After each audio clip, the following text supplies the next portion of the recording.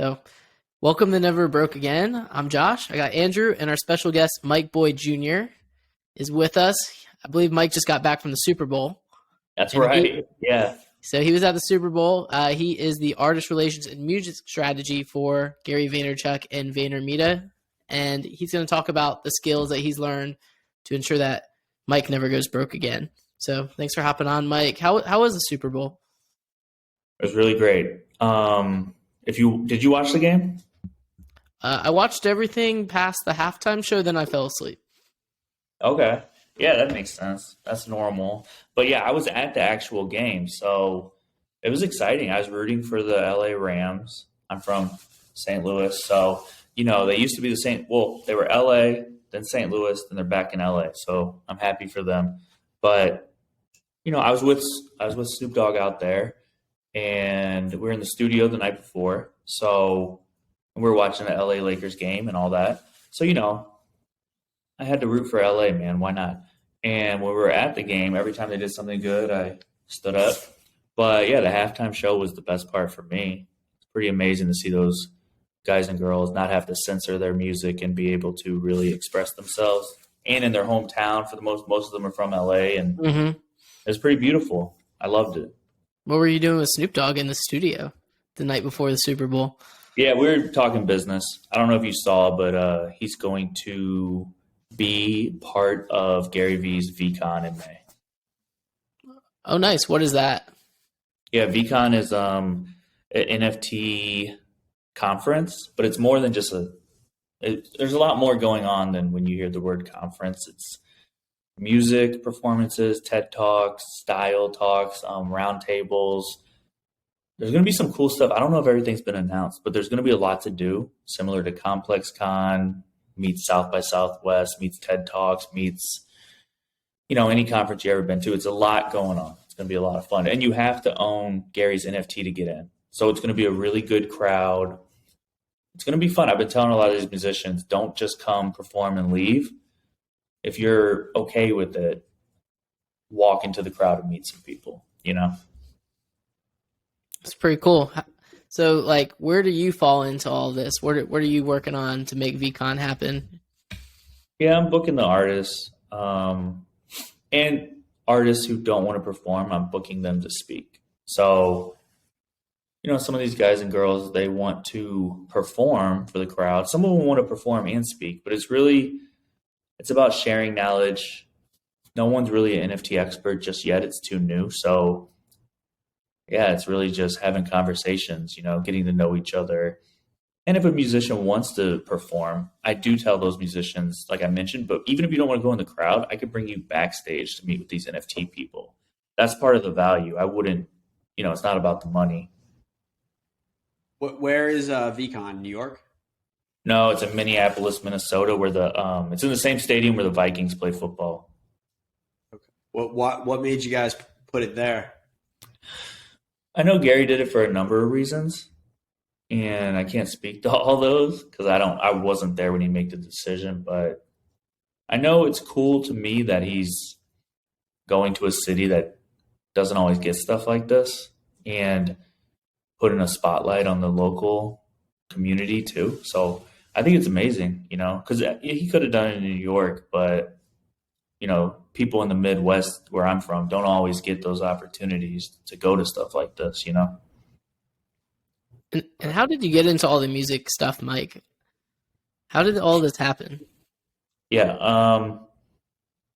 I've always loved music just like everyone else, but I met these artists and I reached out and I built relationships with early days. So every time I met an artist on the internet or in person or anything, I was always betting on their success and helping however I could.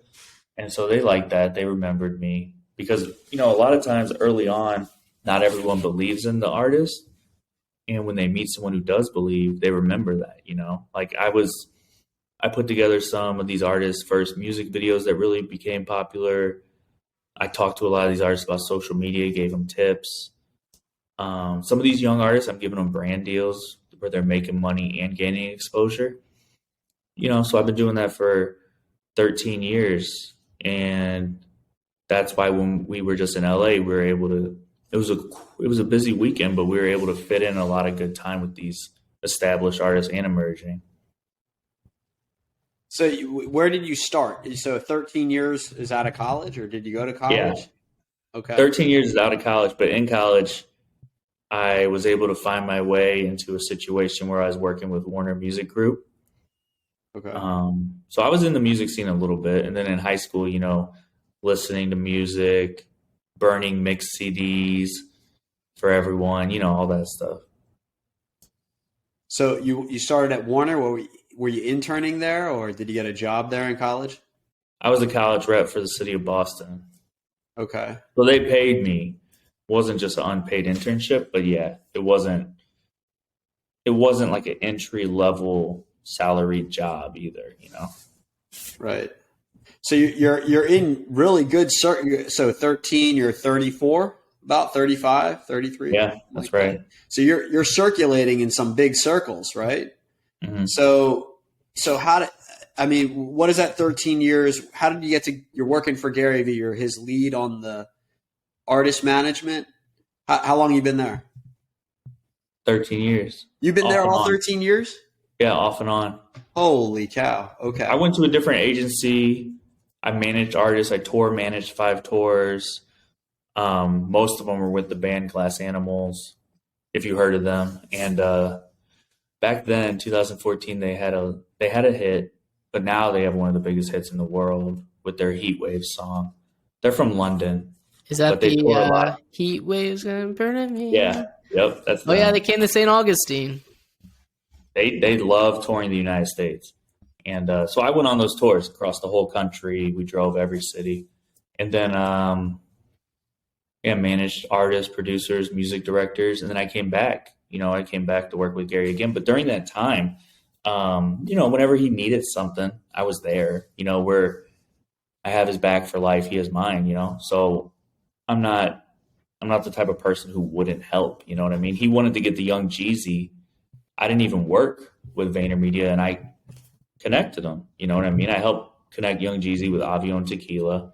I introduced Jeezy to the CEO, and then we built a whole working relationship, How did you connect with Gary initially? Yeah, I met his brother, AJ, and AJ saw firsthand that I knew all these artists and was able to call them early, and he kept telling Gary about it. He's like, oh, man, this artist we're listening to on the radio right now, Mike Boyd told me about him 3 or 4 years ago. So Gary had that in the back of his mind. And then when I moved to New York City after college, I met Gary and I reached out and he hired me and I started the next day. So AJ, I've never heard, obviously most people know Gary, but AJ, tell us about him. How'd you connect with him? Instagram, in person in Boston, or how did that work? In Boston. And okay. Yeah, he's a great guy. And he started VaynerMedia with Gary and 2009. And he started in May 2009. I joined July 22nd, 2009.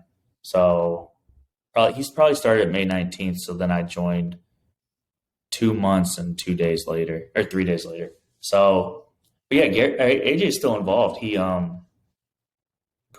runs Gary and AJ's sports agency where they represent a lot of artists in different sports.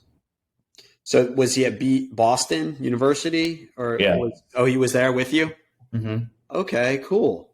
All right, interesting. So, what, were you guys in a fraternity or something like that, or just met on campus through Warner? I wasn't in a fraternity. We met freshman year. Oh wow! You know how you go to college and you meet a lot of people, so we bumped into each other, and that's just how it was. Yeah. Mm-hmm. And was he doing music, or what was he doing? He was an entrepreneur, business. Okay. Him and Gary love sports, and I mean, he was into tech. I'm thinking, was Gary notable in 09 or 08 or 13? Yeah, he's pretty notable. I mean, he started off, he was the wine guy. Yeah. Some people would say that. Mm-hmm. And yeah, I mean, I met AJ 2005. And then by 2009, Gary was so popular on Twitter. I actually told AJ, I was like, hey, I want to get a selfie with Gary for Twitter, Yeah. So what is he, the younger brother? Yeah. Okay. Random Cool. question, Mike. What Yeah. was your first concert? I'm not sure if it was Dwight Yoakam. Yoakam, you know who he is? You don't? Oh, he's a great country artist. I think it was either him or he sings guitars, Cadillacs, hillbilly music. You never heard that? He's good. He's in the Country Music Hall of Fame, and then he still makes music though, I think. And then it was either that or 50 Cent. I don't know which one was first. It's a big difference. Yeah, they're around the same time though. I don't know. You remember your first concert, Andrew? Probably Cypress Hill. I don't know. Good one. Yeah, So, what was yours? yeah, man. Josh, what, some goth stuff or what? Backstreet Boys featuring Shaggy. That's a good one. It wasn't me. Oh my god. So AJ went to Boston. Okay. Mm-hmm. Nice. So you got, I mean, that's a long relationship. That's Yeah, 13 years. Interesting. it's crazy. Yeah. And so where do you work out of? New York, or are you somewhere else? Or where New York. are you based? Okay. Manhattan. Yeah. Is it still messed up from the Rona, or is it? Yeah, not everyone comes in anymore. I'm actually here right now. I just met up with a musician from Puerto Rico that I've been trying to meet for years. So I'm here right now. So you said you were at the Super Bowl. Mm-hmm. Where'd you sit? Not bad seats. I was by the end zone that said Rams, if you watched it. So it was great, you know. Have you ever been to Great the Super seat. Bowl? That was my first time. Well, that was my first time going to the game. You know, I go to the Super Bowl for the events. You know, we put on a concert in Atlanta. That Super Bowl, that was a good one. So how many artists do you think you've worked with over the years? Man, that's a good question. Hundreds. I don't know. I don't know how many. So Who- many. You know what I mean? Yeah. Who's your favorite? To work with? Sure, work with. Yeah. Right now, this guy named Fresco Trey. He's from Memphis. Okay. Yeah, he's blowing up. He's really talented. What about like a friend, like that you've become friends with over the years? Tierra Weck. Who? Tierra Weck. She's from Philly. Okay, Tierra Weck. Yeah, but she's pretty big. I mean, she works with Beyonce, Childish Gambino, everyone in the music industry is obsessed with her. She just, you know, she doesn't have like huge radio hits, but Rihanna loves her. You know what I mean? I feel like I all of a sudden know nothing about the music industry. Well, she's cool. And then I introduced her to Gary, and it was before her debut project even came out. And then, you know, we've been supporting her ever since, and she's a really nice person. I went through some stuff in my personal life, and you know what? She texted me and said she was there for me, and I don't think any other rapper did that, and no one has to do it. But it was pretty cool. It was special. So, yeah. Who has there been a time where like you discovered someone, Mike, and they made it big? Yeah, I would say the funny thing is the word discovered, because, you know, it's not like I wouldn't say in the maybe base. discovered, but like you like started listening to Post Malone like 10 years ago, and you're like, yo, Post Malone's going to be good. Or like, obviously, like people recognize who they are, but they just haven't made it mainstream yet. So Like Scooter Braun ran Bieber up the flagpole, right? So did you run anybody up the flagpole? Running him up the flagpole, I'd say I'm helping a lot with Fresco Trey. Very, very hands-on. So when he becomes a big star in a couple of years, that'll be one. I'm helping Lil Polo T out a lot. He's in New York City, same situation. Let's see here. I mean, I told Rocco that Future should make a Facebook page, you know, because it was early days. Facebook mattered a lot. And I've been around Future a lot. I help Young Thug in a way. I had my video director shoot a big music video for him in 2013. That was a big moment. So what exactly are you doing for these artists, Mike? Like, what skills do you have that like me or Andrew probably don't have? Well, I have a lot of passion to help people out, and I go out of my way to do it. You know what I'm saying? So like, if for example, if we're like, yo, here's Jay Kraft, right? Josh Kraft, Jay Kraft. Boom. Like, what are you going to do? He's blowing up. He's got 9 followers, right? What do you do? How are you going to like assist him in I don't know. What's the goal here? What's the objective? To get sponsorships, to get them signed to a label, or do you guys have a label? Is it? No, we don't have a label, and we'll never have a label. But I mean, part of the goal is just to help people out, and karma comes back to you. But with Gary V, it's really just a passion. He loves football. He wants to buy the Jets. That's his big time goal. He's famous for saying that. And he's going to have to go to a lot of garage sales to buy the Jets. Or sell some good NFTs, man. So, who knows? The Jets are hard to buy, just like any football team, because they also have to be for sale. But, the thing is Gary loves music. He loves music. So part of my job is just to keep him in the loop. It's a pretty cool job, and I'm grateful. And we used to text each other music all the time for years. And then I guess like 5 years ago, we started a public facing playlist, and it has 83,000 followers on Spotify alone. And it's really just me giving Gary music, but now everyone can see it. And I'm picking tracks that he should hear. You know what I mean? But everyone can see it. I update it every Monday for the most part. And yeah, it's pretty cool. And then what happened is, as the agency grew and time went on, in 2022, everyone wants to work with musicians. Everything's falling into place. A lot is going well right now. We didn't film everything back in the day at all. And a lot of the meetings were just me and these artists. Then we started filming everything, and people got to see the inside of these meetings. We don't film every meeting, only if the artist is okay with it. But it's cool because Gary has these meetings. He gives his knowledge. They give theirs. We talk business. And then if they're okay with it, we let people watch it, because why not? We're trying to help people on every level. We're trying to help the artists, but we're also trying to help give people an inside look in these business meetings. That's what Gary's all about, is like education, and it all comes back to him. But what's cool is, I was in the studio with Meg Thee Stallion a long time ago, and I told her, I was like, I know you're going to be a star.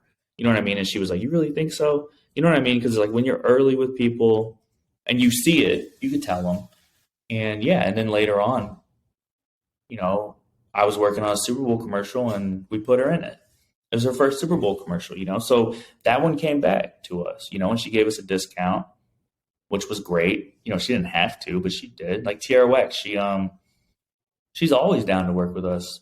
You know what I mean? And it's like we try to shine light, give some extra exposure to people who are talented. And some of those people will blow up, but you don't have to blow up to get love from us. As long as you're talented, we'll give you the exposure. And then what happens is, and this is a side effect, this isn't the goal, but it has really been beneficial to my life and my career, is, these artists, we actually help them. We put them in situations. I just like that get exposure and money with brands, because I think it's win-win. Budweiser just gave me the authority to pick 22 artists, emerging artists from around the globe, different genres. More than half of them are women, which is great, because it's annoying when people pigeonhole everything and go after the same type of person over and over again. So we're just giving a lot of these different artists more exposure. And so it's great for Budweiser, because if these artists blow up, and some of them will, I hope they all do, but at least some of them will. 22 artists, that's a lot. But when they blow up, then Budweiser will be like, wow, we put them in the game. We gave them exposure. We're part of that story. And then it's a win for the artist too, because they get a lot of exposure. They get real money. It's their first NFT co-signed by Gary V and Budweiser. That's a huge co-sign. So the NFT space takes them seriously. And I tell all the artists, it's up to you now. We have brainstorm chats. And again, that's not my job. My job is not to hold their hand forever, but that's what I do. And it all comes back in karma, or it just makes me happy. So I have chats with my team, Tyler Walsh, who's sitting next to me. What's up, Ty? What up? He said, "What's up?" I Jamal. don't know who Tyler is, but what's up, Tyler? The artists know who he is because he works hard. Nice. Sean does this TikTok stuff here.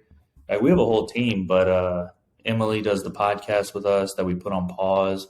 But yeah, we have a whole team. And, I'm not forcing anyone to do anything, but we start these side chats and we're just like, hey, brainstorm, because we want to do the long-term value. We're not here to do a quick project unless that's what they want. But I always tell everyone, the harder you go for the brands, the harder they go for you because they're watching, So it's like Gary always says he's trying to scale the unscalable. That's what I'm trying to do too, because it doesn't, on paper, it might not make sense for me to spend so much time trying to educate and help people and then help them educate their followers and just have these brainstorm calls and be there for them. On paper, it doesn't make a lot of sense, but I do it because I really care.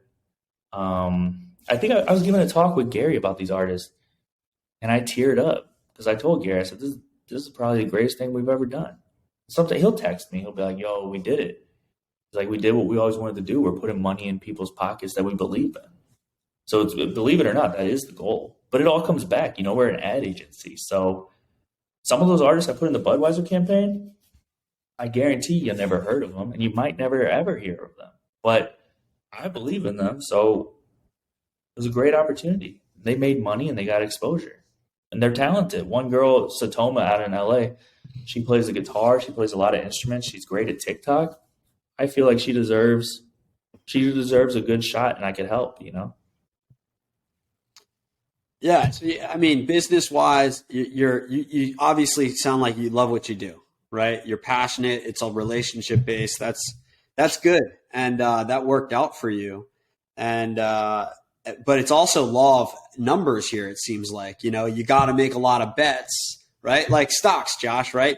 You got to bet on 30 or 60 stocks and, a handful of them will pop off, right? But diversification, right? Yeah. Kind of similarly like betting on artists. Got to bet on 22 and hope, odds are as long as they're good bets and there's some sort of thought process put into it, a few of them will shoot up. Am I wrong, Josh? Tell me I'm wrong. You're not wrong. Okay. Yeah, but the goal, we already achieved our goal. Because our goal is just to put on good artists with a big major global brand, and the brand is good, the artists are good. Like that's the goal. Everything past that is just. So how come you don't have a label like Vayner Records, right? I'm like when you said you don't own a label, I'm a little confused because you're the head of artist agency, but so why wouldn't they have that? Well, why wouldn't you be signing artists?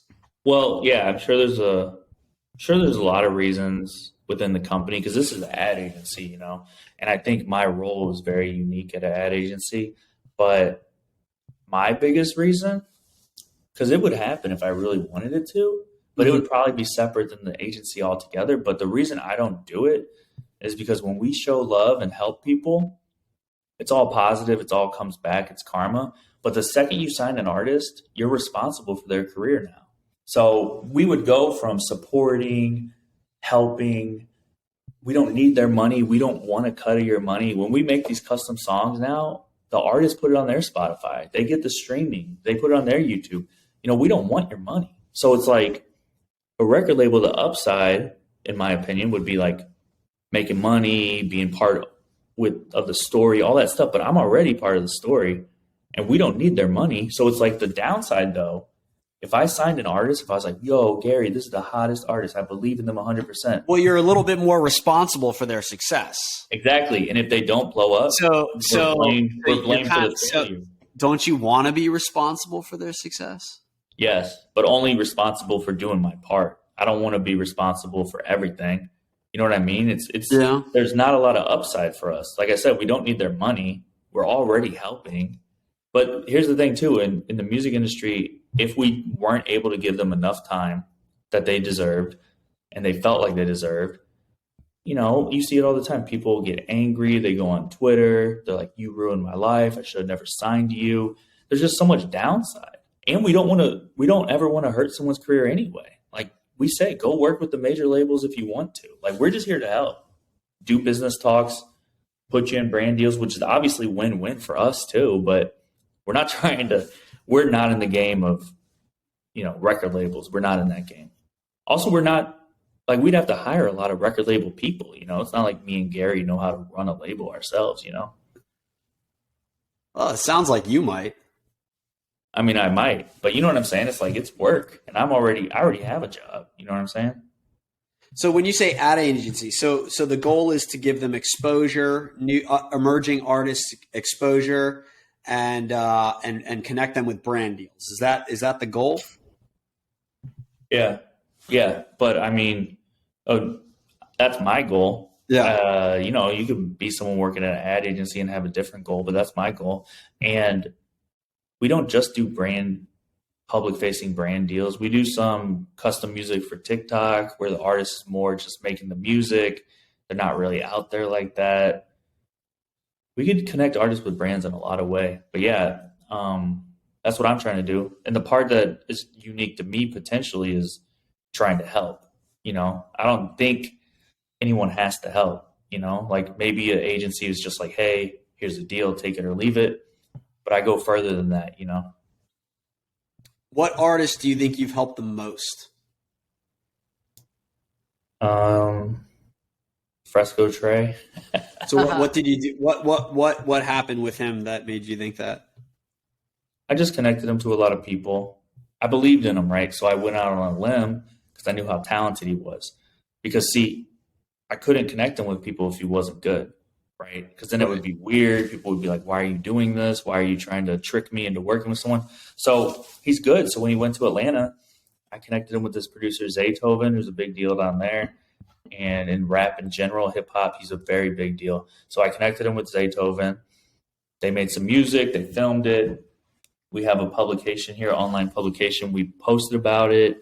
You know, it was a good look. And then connected him with some emerging artists down in Atlanta who I thought he would work well with. It happened.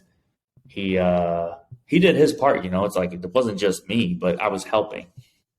He made good music with them, developed friendships. Then he went to LA, connected him with all my people in LA because I've been doing this for so long. I have all these different connections. He went to Chicago. I connected him with my people. Does it ever backfire on you? Like sometimes, you know, they're obviously like emerging or disruptive, right, to an extent. And do they ever like kind of become unreliable if you connect them with somebody? Like, you know what I mean? Like not show up or has that never happened for you? I'm sure it happened. But the thing about it is it's only what people want to do. So if I say, hey, that's the thing. It's like I say, hey, there's an awesome artist. Check out the track. Then if they're like, all right, cool. They're really good. Thanks for putting me on. And I'm like, all right, they're in your city next week. Can they pull up to the studio? And then if the person says, yeah, then I give the artist the address and it's up to them. It doesn't backfire on me because in music, you're not like scheduling people. You're just like, hey, go here. Like kind of like cool, cool handoff, not necessarily like there's a party. Here's the location. Here's the time to come if you want. I got you. So the cool factor, right? There's the cool factor in the music. I don't work in music, so I don't know. I'm like, all right, the cool. I need. But the other thing, people are used to being disappointed. So, you know, if something doesn't happen, no one's going to blame me. Everyone's used to it. You know, I've gone to a lot of concerts and stood out in the cold. You know, that's part of the game. So, you know, it's like I try to put people in position to win, but everyone knows people let you down all the time. Have y'all ever gone to a concert and been disappointed? Yes. Wait, what do you mean? Dude, by the I've music? been so disappointed. By the music? Oh, yeah. Terrible. Ruined my childhood. Ruined your childhood? Yeah. Jeez. T.I. was terrible live when I saw him. That ruined your childhood? I mean, that's probably an over-exaggeration, but I was like, I thought it was your mother that ruined your childhood. No, that's a different story. Yeah. No, I don't know. I mean, I respect people's music, but no, I will say, I went to see, I think it was Wiz Khalifa and Currency a long time ago, and I think Action Bronson was the opener, and he was great. He was so good. I like went up to someone else. I was like, "Who is that?" And then they told me, and I was like, "Whoa!" So then I went up to him after the show. I was like, "Yo, you are so talented." But I was there for Wiz Khalifa and Currency, so I just said nice things to him, and then I went back to doing what I had to do for my job. But that was cool. You know what I mean? Because it's like his stage presence, his lyrics, like everything. You could just tell. A lot of times you could tell. You're like, wow, that person has it. And then he went on to be great. And I don't even know there's no reason he would remember me, but I just felt like I had to say some nice things because he deserved to hear it, Sweet. So what's 2022 look like for Mike Boyd Jr.? Uh-oh. It's looking bright. The future is bright. NFTs. We were just with Snoop Dogg a couple of days ago. We're with a lot of artists out there. We just didn't really film it all. But yeah, we're with a lot of great artists. Continue. You know what I'm doing different this year? I've always supported people who I believe in, but I'm going to go extra hard for those 22 artists that are part of the Budweiser campaign. I'm going to go above and beyond. I'm Tyler Walsh again. He's making like video one sheets, and it's really cool. It's like a TikTok video, 1 minute or less, and it just tells the person's story. So it's like, here is Fresco Trey. He's from Memphis. His last song broke 1 million streams in 4 days, and those are all facts. And he did a DraftKings song for us, and then it eventually went on to being an NBA 2K 2022. He did a Budweiser NFT drop that sold out in less than 24 hours. And then at the end of the video, it says he's about to do a pop-up tour across the country. And then I could text that to anyone and be like, hey, do you have 1 minute? And then they watch it. And then at the end of it, I'm like, yo, do you want to get involved with this pop-up tour or not? I'm not like telling people to read a deck. And I actually don't care. It's like, if you want to be involved, do it. If you don't, I do not care. But the thing is that people who know my track record, they're like, you know what? And Fresco Trey is super clean. He's a pop artist. Sometimes he might rap. I don't know if he does. But, some people would call him a rapper because they probably didn't listen to his music. But he's a clean artist. So I think a lot of brands could collaborate with him right off the bat. So 2022, I'm just going hard for those 22 artists I put in that campaign. 22 artists for 2022. What'd you say? 22 artists for 2022. Yeah, we did that on purpose too. Mm-hmm. I bet you did. So tell us about Mike Boyd. Is married, kids, single? What's your life like? Yeah, I'm married, man. Oh, okay. I didn't know if you were married to the job or not. All right. No, work-life balance, man. Everything's work-life balance. At 5 o'clock, I am clocking out. Okay. Nowadays, I used to work too much. You know what I mean? I have bad stories, man. I used to work way too much, but I fixed my life. So yeah, I'm married, and I was in LA for the Super Bowl, but I made sure that my team booked my flight mad early on Monday because I had to be home for Valentine's Day. Right. Got that. Valentine's Day. That's awesome. So you got the Spotify playlist, which is called, remind us again? Yeah, it's called Monday to Monday. Monday to Monday. So go on Spotify, listen to Monday to Monday. Mike's on every platform. It's easy to find him. Right. There's only one Mike. Yeah, we talk about TikTok. Me and Josh talk about TikTok. Yeah, we were talking about TikTok a little bit. So I see you making those posts. They're working. Have they? I've been slacking the last few days. Just got back from Austin, Texas. Austin's great. But yeah, I saw 2 of them. They were 400, 350 views. I mean, that's kind of the max you get. Yeah, they're kind of the max you get anyway. And you're doing great work by replying to people's comments. I think it's working great. You definitely should not stop because that's working better than it does for most people right off the bat. Sweet. What about, are you reading any books? Are you a reader, Mike?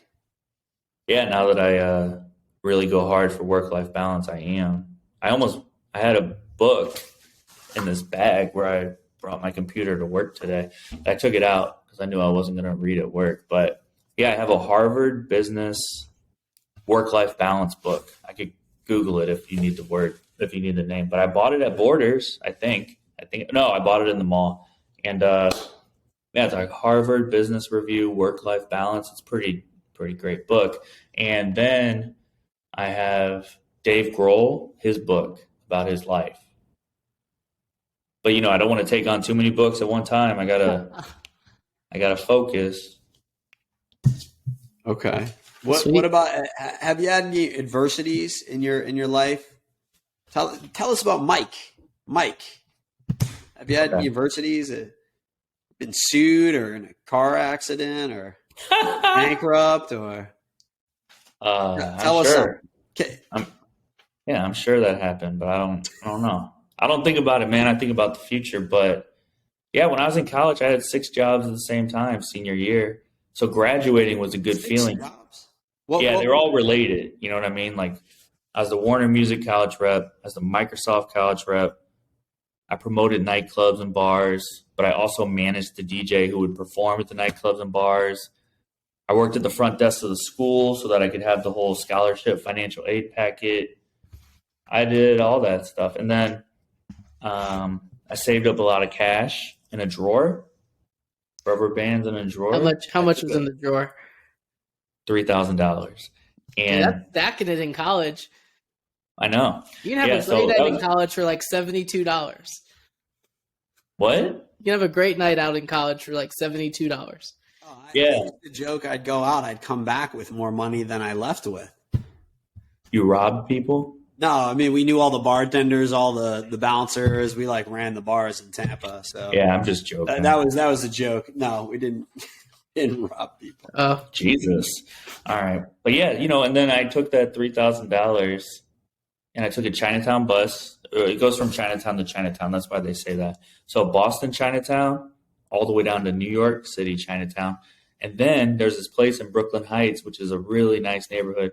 And they have a dorm set up. It's called St. George Hotel. It's on Henry Street.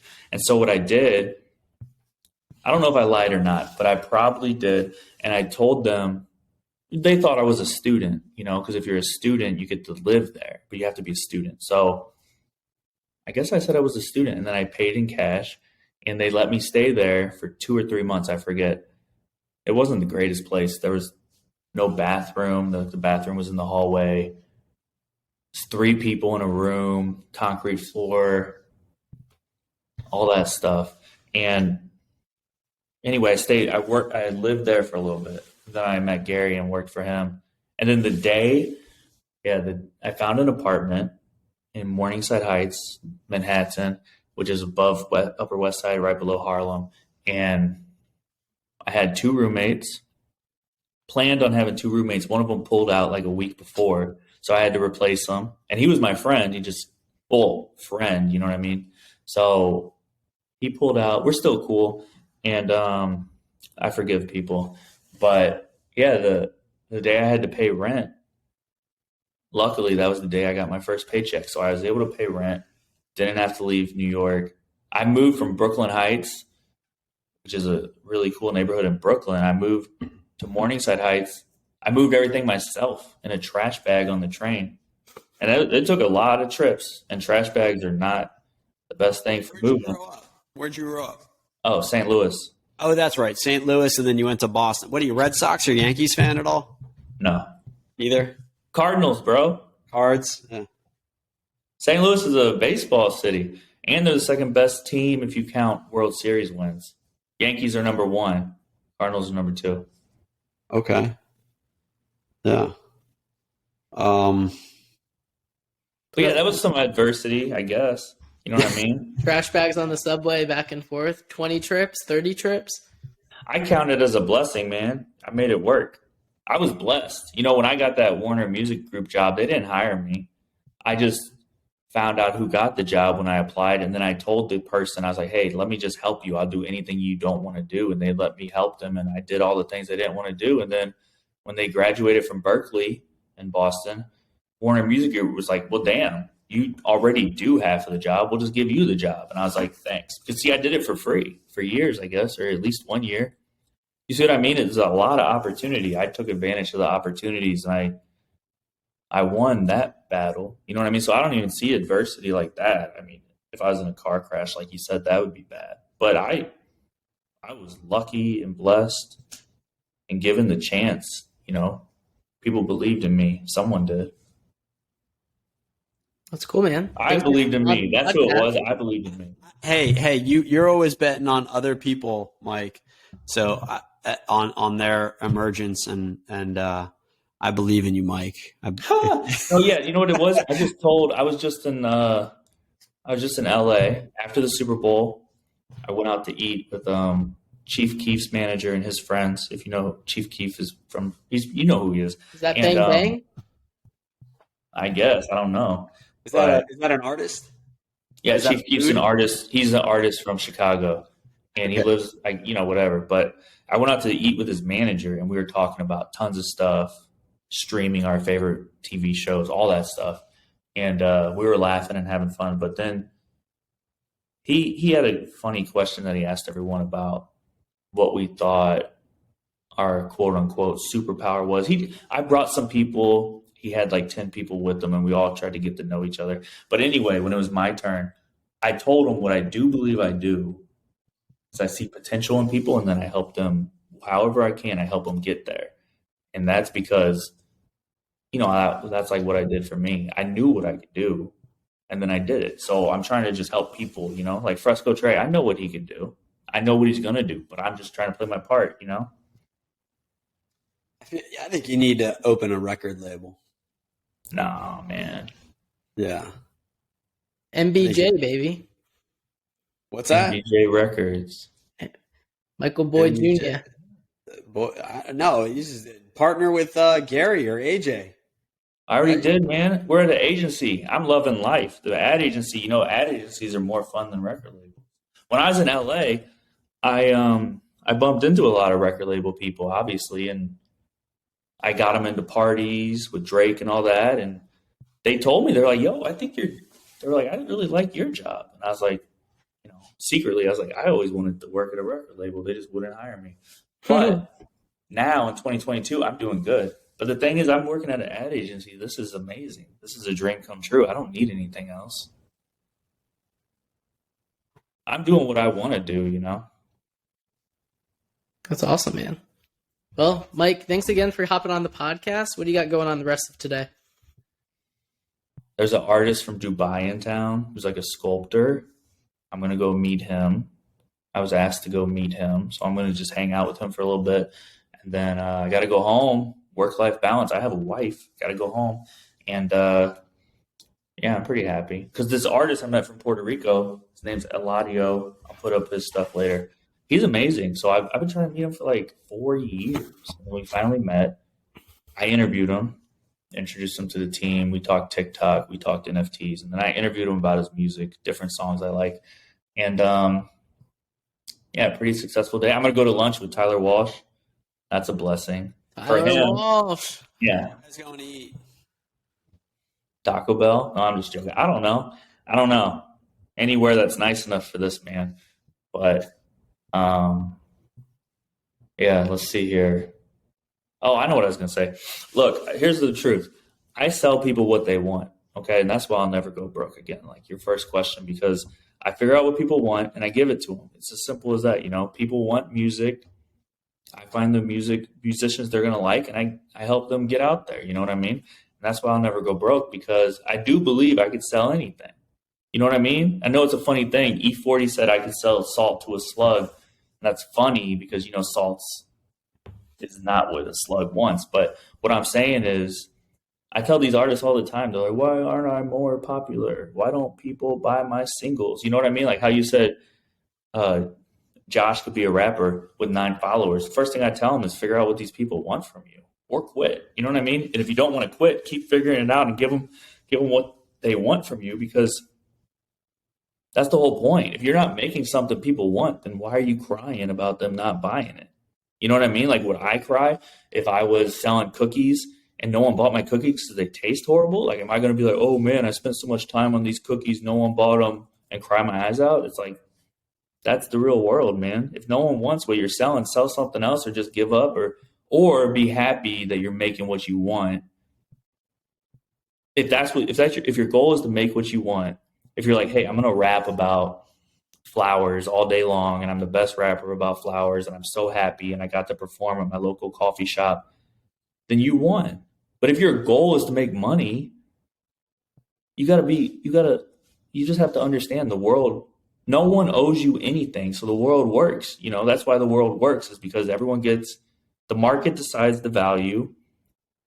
And if you're selling something and the market decides it's worth a lot, then you make a lot. Like some of these people, someone just asked me, oh, what do you feel about XYZ artists? And they're not that good, and why they're touring the world and they're so rich. And I told them, I said, hey, look, someone thinks they're good. Someone wants to go to that concert. Someone wants to pay to meet them. So what are you talking about? It's like they're giving people what they want. Like, who are you to tell them they're not good? They're great at their job. You know what I mean? Just because you don't personally like it. Like, what does that even mean? Like, I don't care what you think. Like, the people matter. You know what I'm saying? Yeah, you're definitely relationship based. Who do you like better, Gary or AJ? Ha! I like them both. I mean, AJ is in my heart forever, but Gary, I guess it was AJ. I don't know. AJ is the one who believed in me first, and then Okay, Gary, he believed in you. He did for you what you're doing for other people. Yeah. So tell us what it's like working with Gary V. Do you work directly with him, or it sounds like you do? Yeah, he's the only person I work with. Well, yeah, I work directly for him, and I work directly with him, but then he has a lot of people at the ad agency, and then I work with them to accomplish their goals on behalf of Gary. Like when I met this artist today, I actually brought him in Gary's office because Gary's here right now, and they took a photo, they shook hands, they got to talk for a second. That wasn't planned, but normally these artists, I'm like, hey, you want to get to Gary? He's pretty busy. If you want to get to me, I'm here for you. It's like your choice. And like, this guy wanted to meet me, and I wanted to meet him, so that's what we did. So what's it like working with him or for him? What's that like? Wonderful. He's a great guy. It's a really great guy. One of my, he really cares about people. When you know what else? When that bad thing happened to my family, Tierra Whack texted me and checked in, and so did Gary. You see what I mean? Like, he cares. When that's an adversity. Was that an adversity you mentioned? No, it was just a tragedy.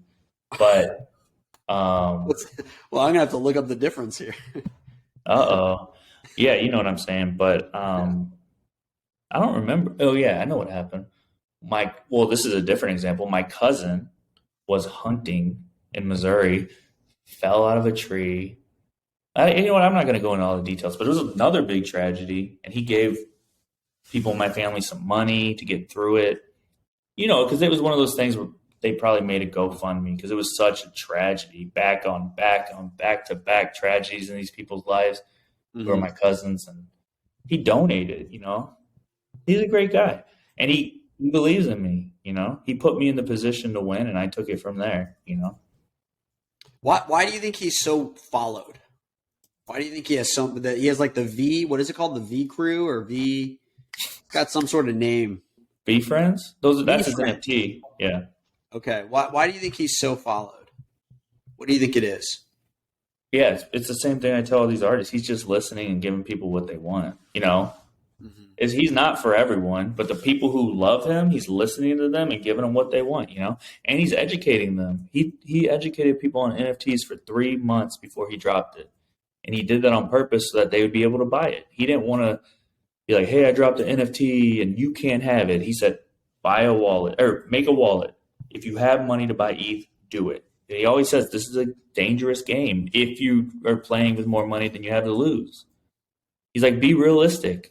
But he did it for 3 months, and he didn't have an assistant read these articles and give him the cliff notes. He read them. He still reads them. He's really doing this.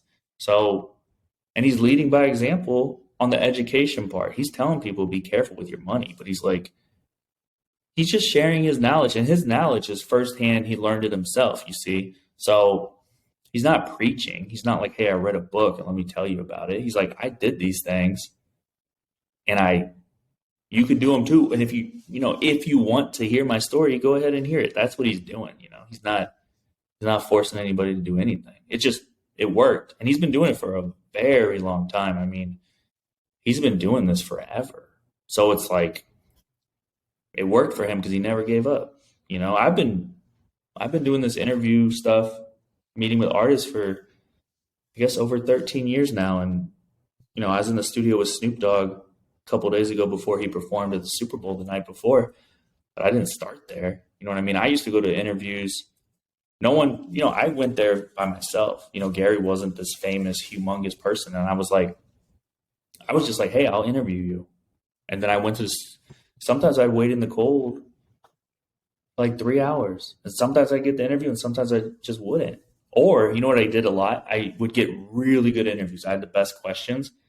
And then the managers would often be like, oh, you can't post that because they gave you like such honest answers. No one could know that, that hurt my feelings too. Because I was like, wow, I spent so much time preparing. I actually got the interview because I waited for hours, and now you're saying I can't publish it. But I knew the relationships were worth more than a couple of views on the internet, so I never published them. I still have them, but yeah, it's just about respect, and I earned it because I was never mad. I was never like, whoa, you told me to come out and you didn't let me meet you, so I hate you for life. It was never like that. I just woke up and tried again, What's Tyler doing? Oh, Tyler Walsh? He does it all, honestly. What's his role? He works for me. Nice. I need one of those. He makes me better, bro. Yeah. How big is your team? It's me and Tyler. 2? No, I know. And then we have Jamal. He's cool. He's a project manager. Then we have Sean, who's a TikToker. Emily, who's a podcast editor. I mean, my team, I have a big team because I work with everyone. I am the person who just comes in and does what's needed to be done. You're like the what would that be, the third batter or the fourth batter? The cleanup hitter. Fourth batter.